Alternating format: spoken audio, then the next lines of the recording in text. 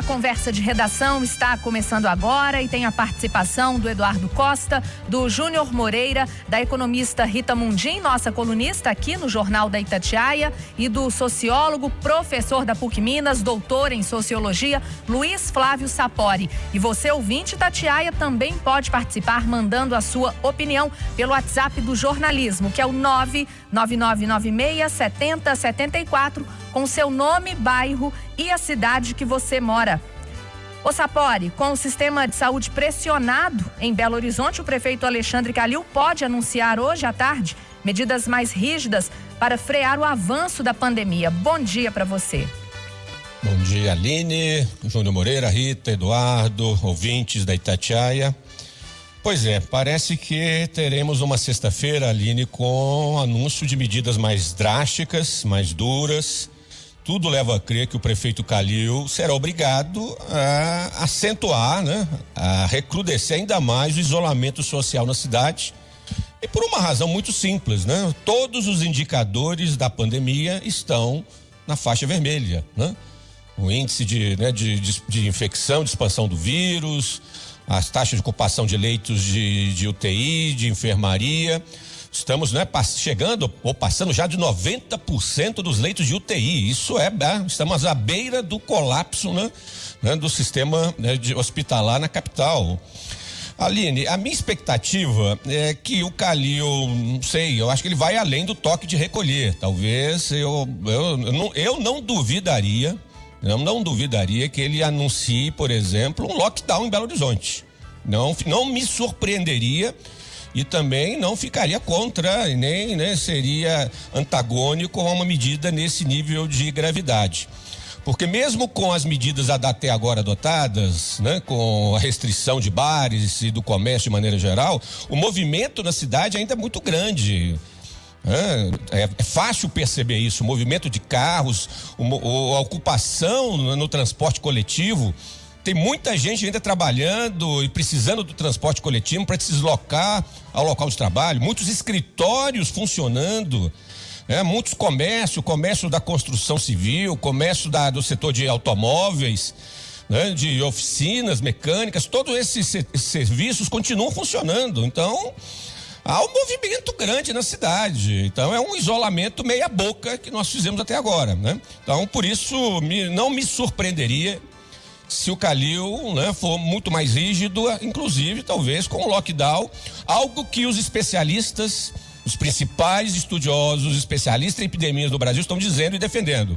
Medidas duras e não apenas em âmbito local, Há cada vez mais uma demanda por um lockdown em âmbito nacional, Então, não há outra maneira, infelizmente, não há outra maneira de enfrentarmos esse momento grave da pandemia no Brasil, se não for com medidas duras. Ô Rita Mundim, isso que o Sapori falou, pela primeira vez desde o início da pandemia, todos os indicadores que monitoram a doença aqui estão em alerta vermelho e a ocupação de leitos de UTI chega a quase 90%, Rita. E o que a prefeitura, desde o início, a prefeitura de Belo Horizonte tem adotado seus critérios, e ela tem sido coerente com os critérios. Agora, além do critério da coerência, a gente tem que trabalhar ou tentar trabalhar no outro sentido também, que é a ampliação de leitos, porque na hora que a pandemia deu uma melhorada, o que a gente viu foi até o fechamento de leitos. Então, a saúde no Brasil, estruturalmente, o sistema de saúde tem carência de leitos. Não estou falando só de Covid, não, já falei isso aqui. Quando o surto de dengue é muito forte, a gente tem hospital de campanha para atender dengue. Não estou falando em Belo Horizonte, mas em nível de Brasil. Mas voltando a Belo Horizonte, eu acho que tem que ter critério, tem que ter coerência, mas tem que trabalhar em todas as frentes.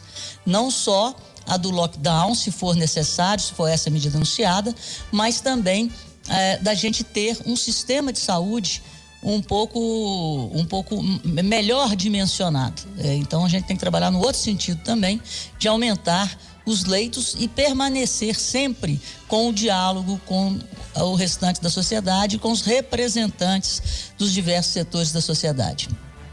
Ô Eduardo Costa, você acredita aí que o prefeito pode decretar um toque de recolher, um lockdown? O Eduardo ainda não. Júnior Moreira. Faço a pergunta para você. Beleza, Aline. Pois é, eu realmente não tenho informações de bastidores dessa vez. Bom dia para todo mundo. Mas se a gente for analisar o futuro da pandemia, e é sempre assim, né? Quando eu chego aqui para fazer uma análise sobre uma possibilidade de anúncio do prefeito Alexandre Calil, eu sempre olho para os dados, né, para os números que são colocados à disposição de nós e de toda a população todo dia durante a tarde. E os dados de ontem mostram um caminho um pouco complicado. E eu olho principalmente, é lógico que a gente precisa olhar a ocupação de leitos de UTI e a ocupação de leitos de enfermaria. No entanto, para analisar futuro da pandemia, nós aprendemos, já tem um ano de pandemia, e eu venho aprendendo muito com os médicos isso, nosso grande problema é chamado RT, que é a velocidade de transmissão. E ele agora entra para o rol também dos índices no vermelho. E esse dado é muito importante porque é a velocidade, ou seja, mais pessoas estão sendo contaminadas em um mesmo espaço de tempo. Mais pessoas contaminadas, eu vou repetir isso aqui de novo, já falei isso várias vezes, mais pessoas contaminadas é mais gente na enfermaria, por consequência, mais gente na UTI daqui a pouco. Ou seja, a nossa realidade em Belo Horizonte já é muito complicada, né? À beira realmente de um colapso, e esse dado de 1,22 do nível de transmissão, da velocidade de transmissão, nos aponta para um futuro não muito bom. Ou seja, um futuro ainda pior do que a gente vive hoje em leitos de enfermaria e em leitos de UTI. Por isso, Aline, mais uma vez, eu não tenho informações de bastidores, mas por isso, por causa dessa análise, eu acredito que o prefeito Alexandre Calil deve anunciar logo mais alguma forma mais restritiva no processo aqui em Belo Horizonte.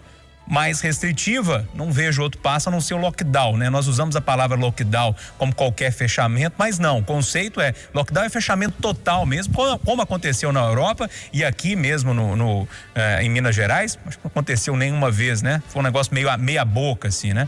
De qualquer forma, esperemos o anúncio do prefeito Alexandre Calil, mas me preocupa muito essa velocidade de transmissão.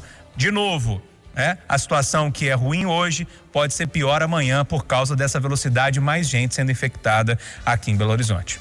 O Eduardo, agora sim, eu tô vendo aqui no WhatsApp do jornalismo, as pessoas estão questionando, né? Tudo bem, lockdown, toque de recolher, mas e as festas clandestinas, Eduardo? E a conscientização da população? Bom dia.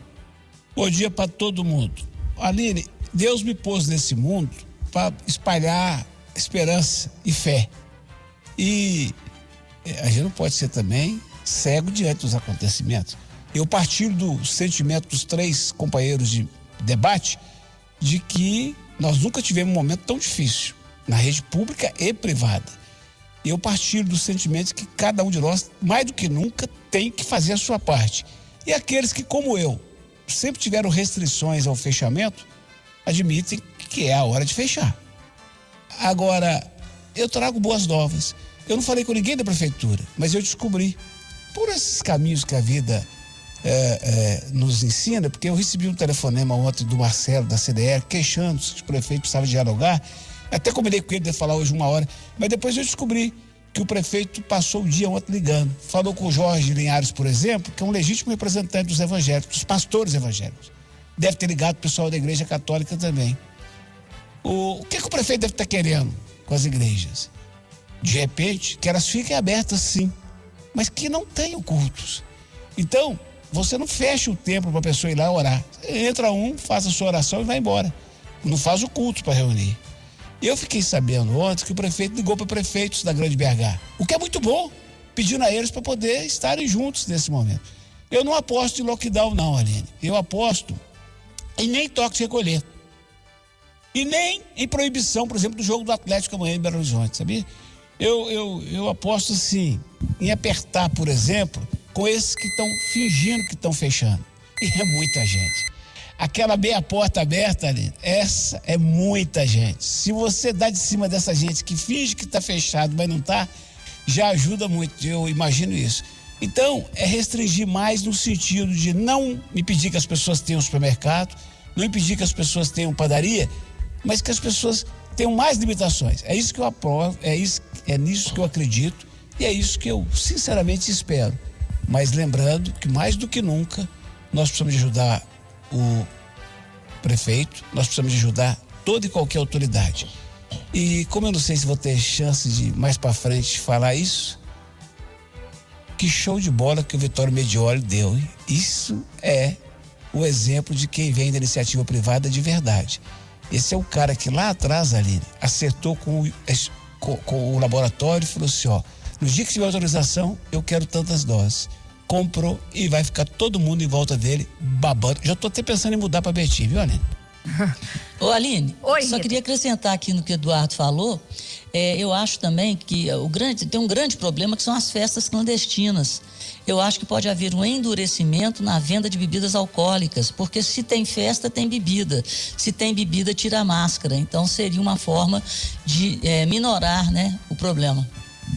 Ô Sapori, Minas tem um novo secretário de saúde, o presidente da FEMIG, Fábio Bacherete, assume o cargo interinamente no lugar de Carlos Eduardo Amaral, demitido por furar a fila da vacinação. Mas antes, Sapori, do seu comentário, nós temos uma informação aqui de momento da repórter Edilene Lopes. Edilene.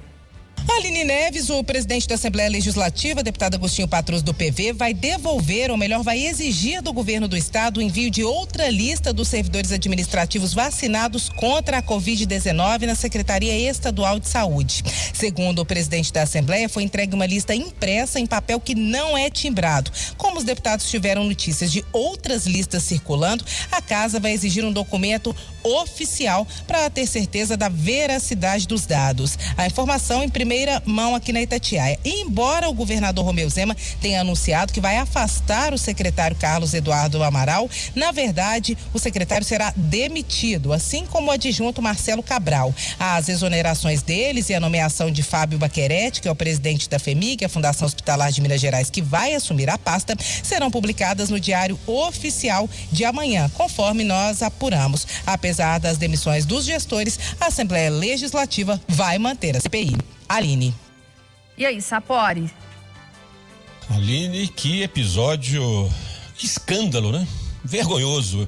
Ainda bem que o governador Zema demitiu o secretário Carlos Eduardo, porque senão hoje pela manhã aqui no Conversa nós íamos descascá-lo de forma merecida, né? Porque é um absurdo, é inadmissível que um secretário de Estado da Saúde promova uma vacinação em circuito fechado, às escondidas, né, de uma equipe próxima a ele, né, furando fila, definindo um procedimento típico de privilégio. Foi risível o argumento dele ontem, Aline, né? Foi para não dizer patético, dizendo que ele queria servir de exemplo para os mineiros. Você serve de exemplo, não é isso, Júnior Moreira? Vacinando às escondidas. É pra rir, né? É pra rir. É uma pena porque o Carlos Eduardo estava fazendo um bom trabalho na Secretaria de Estado da Saúde, estava conduzindo relativamente bem a política pública de enfrentamento da pandemia em Minas Gerais. Ele estava reforçando o seu currículo. Agora, com esse ato, ele chutou o balde, né? Todo o leite que ele acumulou, ele chutou e chutou direitinho. É uma pena, reforça um pouco esse momento da sociedade brasileira, Aline, onde vários grupos, várias corporações, vários indivíduos buscam privilégios, buscam tratamento diferenciado em relação à vacina. E eu acabei de ver agora a notícia, inclusive, que a Associação Nacional dos Magistrados Estaduais conseguiu autorização para comprar vacina para os juízes estaduais e familiares. Meu Deus do céu, que país é esse, Aline? É o país do ser esperto, né? Da tirar vantagem, do buscar esperteza. É um contexto onde cada um por si, Deus por todos, os mais espertos sobrevivem. E infelizmente o secretário Carlos Eduardo entrou nesse rol. Sua demissão foi mais do que justa e merecida. Concorda com o Sapori, Rita? Foi justa essa demissão? Sim, ele deu o mau exemplo, né? Apesar dele ter dito que ele estava dando exemplo, eu queria acrescentar que o problema não é da sociedade brasileira. O problema é da cultura do poder no Brasil, que passa pelo público. Então, quem tem esse privilégio de nos representar, geralmente nos dá o mau exemplo. Então, é isso que a gente tem que combater no Brasil. Quando a pessoa pega um carguinho ali, pega um pezinho no setor público, vem a carteirada. Ela se enche de poder. E é uma coisa assim, é engraçado, né? Quando você vai num serviço público, todo lugar tá lá, que se você falar qualquer coisa, você vai preso, né? Então, eu lamento muito essa cultura das classes privilegiadas nos 3 poderes. Elas, quando elas assumem um determinado cargo, elas se acham no direito de burlar toda a sociedade. Então, o grande problema do Brasil é que somos uma democracia jovem e quem nos representa ainda não caiu a ficha do que é representar a sociedade brasileira, a brava, corajosa, humilhada e sofrida sociedade brasileira. O Eduardo Costa, a gente não pode esquecer, né, que mais de 800 servidores também teriam recebido essa dose irregularmente. Eu penso que eu disse tudo ontem aqui. Disse que ele não ia se segurar no carro. Disse que se fosse umas 50 pessoas, eu compreenderia perfeitamente. Por exemplo, estão batendo muito no fato que gente da assessoria de imprensa foi vacinado. Mas se o assessor de imprensa acompanha o secretário e o secretário vai ao hospital, eu acho lícito. E tem outras coisas, por exemplo, ontem eu entrevistei o presidente do Conselho de Secretários Municipais de Minas, que é secretário de Saúde de Itaobeiras, e ele disse que há, sim, publicado em Diário Oficial um protocolo de procedimentos que inclui a vacinação do pessoal ligado à vacina. O que eu acho é que a lista foi longe demais. E isso podia ter sido mais público. Aí ficou com cara de atrás da moita. Era insustentável. Lamento profundamente a saída do secretário, que estava fazendo um trabalho muito legal. É um cara que eu aprendi a gostar dele. E parabenizo o governador por essa providência, que não ia ter outro jeito, e pela escolha do Fábio Bacheretti, que vem da FEMIG, que é médico do Hospital Júlia Kubitschek, que tem uma história toda, conhece a engrenagem, para que Minas não perca o foco no mais importante, que é o combate à doença e a obtenção das vacinas. Queria contar também, Aline, que ontem eu falei para o governo chamar a iniciativa privada, para o Zema chamar os grandes empresários, que eles ajudariam.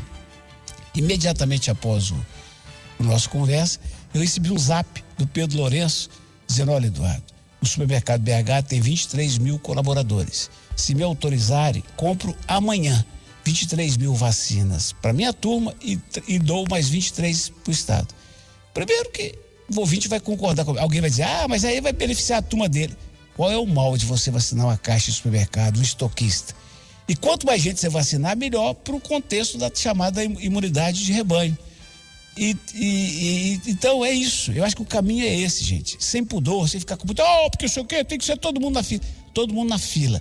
Mas se o Vitório Medioli arranja as doses para Betim, ele está saindo da fila da distribuição das vacinas. Isso só ajuda, dona Lene. Ô Júnior, o novo secretário Fábio Bacheretti terá muitos desafios aí, né? Pois é, Aline, eu quero só desejar boa sorte ao Fábio Bacheretti, tomara que ele continue fazendo um bom trabalho. Ele já tem um trabalho, né, muito bem feito na FEMIG. Sobre o secretário demitido, não tem muito mais o que falar. No primeiro dia que eu vi essa lista, eu já disse aqui no Conversa de Redação que para mim era caso de demissão. Acho que o Romeu Zema demorou demais, né, para cair a ficha e demitir o secretário. Para mim foi um escândalo nacional, realmente, o que aconteceu aqui em Minas Gerais. É inadmissível e nós, mineiros, precisamos parar com essa situação, né? Porque se fosse da iniciativa privada, era demitido. Se é do público, todo mundo fica cheio de dedos, ninguém fala nada, todo mundo fica passando pano, fica muito leve tudo, né? A gente tem que parar com isso. A gente tem que exigir das pessoas do setor público a mesma capacidade, a mesma tecnicidade, né? O mesmo caráter, a mesma retidão que a gente exige nas empresas. Enquanto a gente não ter uma questão mais firme com os nossos funcionários públicos, né? O funcionalismo de forma geral, os serviços que precisam ser tratados ou entregues pelo Estado para nós como população, não vai mudar. Então é um ótimo exemplo o que aconteceu, fez errado, errou feio, ainda não admitiu o erro. O secretário Carlos Eduardo Amaral, ex-secretário agora, né? Precisa admitir esse erro e tomara que as investigações do Ministério Público e a CPI lá na Assembleia não pare só por causa da demissão. Tem muita coisa para ser investigada nessa história e não é só o secretário que é culpado no cartório, tem culpa no cartório não. Tem muita gente lá no governo do estado que entrou nesse bonde também. Então isso precisa ser investigado com muita cautela, com muita calma e tomara que a investigação traga novidades em breve. Mais uma vez, boa sorte ao novo secretário que a gente precisa, né? Que que essa pandemia seja tocada da melhor forma possível aqui em Minas Gerais. Rita Mundinho, o presidente Jair Bolsonaro afirma que vai definir o futuro político ainda este mês e admite que está conversando com o PSL. Ele falou na live dele, né, de sempre, de quinta-feira, e ninguém tem dúvida, né, do futuro político dele, que é ser candidato. Resta saber qual o partido e qual que vai ser a costura que ele vai fazer para tentar se reeleger nas eleições do ano que vem. O triste disso tudo, que nós estamos no meio de uma pandemia e o assunto virou. O assunto agora, desde a decisão do ministro Fachin, o assunto já virou 2022, com tanta coisa para ser resolvida. Mas, diante dessa perspectiva de 2022 cada vez mais no cardápio e no radar de todo mundo, eu espero que o presidente Jair Bolsonaro tenha atitudes mais próximas de um estadista do que do capitão do Exército Jair Bolsonaro. Então, que ele realmente se dirija à população, contemplando os anseios da população e tenha mais controle na sua fala a respeito das suas opiniões próprias. Sapori. Bom, o Bolsonaro vai ter que escolher um partido qualquer, né? Porque se não tiver filiado a um partido qualquer, ele não pode se candidatar à presidência, né? Não pode pleitear a reeleição. E vai se delineando, né, o cenário de 2022, né? Bolsonaro de um lado, Lula do outro. Isso eu acho que é nítido, já está, né? Essa polarização vai ser certamente a marca de 2022.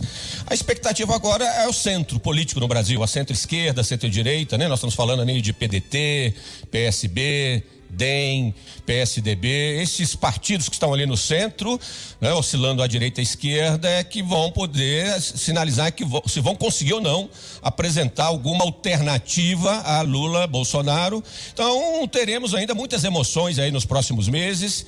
Mas como disse a Rita, nós precisamos agora preocupar com a pandemia, né? Não é a hora da gente gastar energia e ficar discutindo a eleição de 2022, não é hora, né, de ficarmos preocupados com isso. Nós estamos no auge do problema, então mais do que nunca a pandemia tem que ser a nossa prioridade. Concordo com o Sapori, Eduardo? Mas é claro, por isso que a gente fala que Brasília vive no outro mundo ali. Ô, gente, o foco é vacina, o foco é vacina. Eu acho até um desperdício a gente tá falando disso aqui no Conversa da Nação, a gente deixar isso pros outros veículos, sabe? Falar negócio de Bolsonaro, Lula, agora não, falar com os caras assim, vamos trabalhar. Júnior Moreira. Que bom que sobrou pouco tempo para mim, né, Aline? Porque concordo com o Eduardo, eu não sou muito de correr da discussão, não fico em cima do muro, mas nesse caso aqui, no meio de falta de vacina, possibilidade de lockdown aqui em Belo Horizonte, crise, que inclusive o doutor Unaí Tupinambás disse que pode ser uma crise funerária daqui a pouco, que a crise de saúde a gente já está vivendo, né? Colapso total no sistema aqui em Minas Gerais. Não dá para discutir em qual partido que o presidente Bolsonaro vai disputar a eleição de 2002, me desculpe. Vambora, Júnior. Bora.